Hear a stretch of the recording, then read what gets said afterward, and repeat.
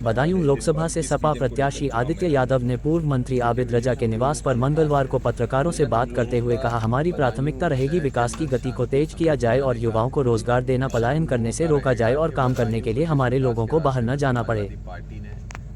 पूर्व में आदरणीय धर्मेंद्र यादव जी के नेतृत्व में लेके चले, उसी को आगे बढ़ाने का हम लोग का काम है। और कई ऐसे काम हैं जिसको समाजवादी पार्टी ने शुरू किया था, लेकिन जो कि चुनाव आ गए थे उनको पूरा नहीं कर पाए। तो उन सबको पूरा करना एक मकसद होगा और साथ ही में रोजगार एक बहुत बड़ा मुद्दा है। और दूसरा मुद्दा जो मैं पूरे बदायूं में घूम रहा हूँ वो है यहाँ लोकल में रोजगार ना होने की वजह से जो पलायन है लोगों का, यहाँ से बड़े शहरों में जाना काम के लिए और अपने गांव को, अपने शहर को छोड़ देना, मैं समझता हूँ इसके लिए हम लोगों को कुछ करना चाहिए और हम लोग करेंगे भी निश्चित ही। आने वाले समय में अगर बदायूं की जनता अपना आशीर्वाद देती है, अपना प्यार देती है, तो हम लोग निश्चित इसके ऊपर सोचेंगे कि वो सभी लोग, हमारे भाई लोग, हमारी बहनें लोग जो यहाँ से बाहर चले गए हैं, उनको किसी तरीके से वापस यहाँ पे लाया जाए, यहीं पे रोजगार की व्यवस्था उनकी की जाए। एक सवाल और था आपसे, कोई 5 कार्य जो आप जीतने के बाद प्राथमिकता से कराएंगे?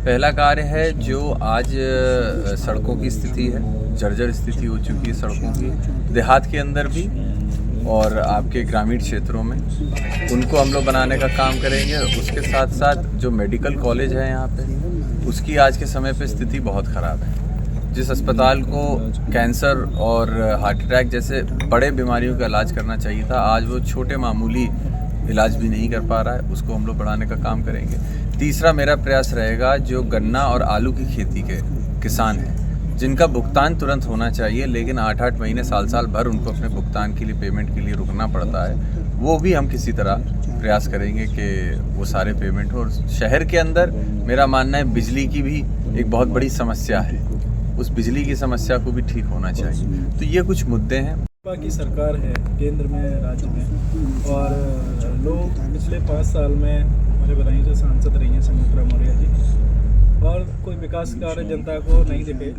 तो आप कुछ ऐसा करेंगे जो जनता को दिखेगा? आप देखिए, बगल का ज़िला बरेली को आपने स्मार्ट सिटी बनाया, अच्छी बात है, बिल्कुल अच्छी बात है, लेकिन बदायूं के अंदर भी आप लोगों का नेतृत्व, भारतीय जनता पार्टी को नेतृत्व तो दिया गया ना, वोट तो दिया गया, लेकिन क्या हुआ उन 5 सालों में? कहीं कोई काम नहीं हुआ है, कहीं पे भी कोई विकास नहीं हुआ है। एक आदमी का आप काम बता दीजिए।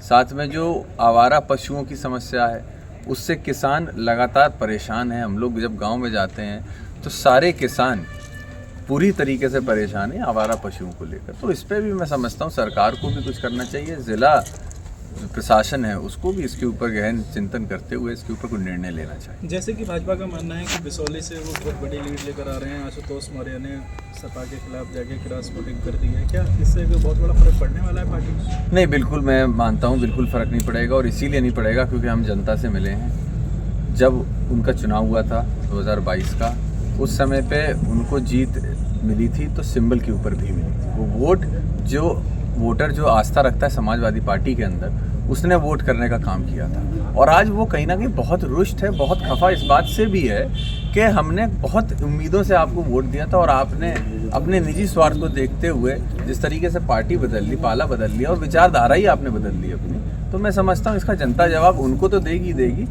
आज ये स्थिति है कि वो बदायूं बिसौली के अंदर वो कहीं निकल नहीं पा रहे, घर से ही प्रचार कर ले रहे हैं जितना कर पा रहे, बाहर नहीं निकल सकते।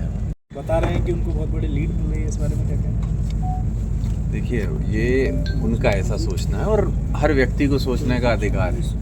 मैं भी सोच रहा हूँ कि मैं बहुत बड़ी लीड से मैं जीत के निकलने वाला हूँ, तो उनका अगर सोचना स्वाभाविक है, वो सोचें, लेकिन जनता के बीच भी जाना ज़रूरी है, जनता से मिलना भी ज़रूरी है और जनता के मन में क्या है ये जाने। भारतीय जनता पार्टी ने 10 सालों में ये नहीं जाना, उनका मैनिफेस्टो देख के ये समझ में आ गया है कि उन्होंने ये जानना ज़रूरी नहीं समझा कि जनता के मन में क्या है, जनता की क्या मांग है। अगर वो समझ लिया होता तो शायद आज जो मैनिफेस्टो भारतीय जनता पार्टी ने जारी किया है वो एक अलग रूप का मैनिफेस्टो होता।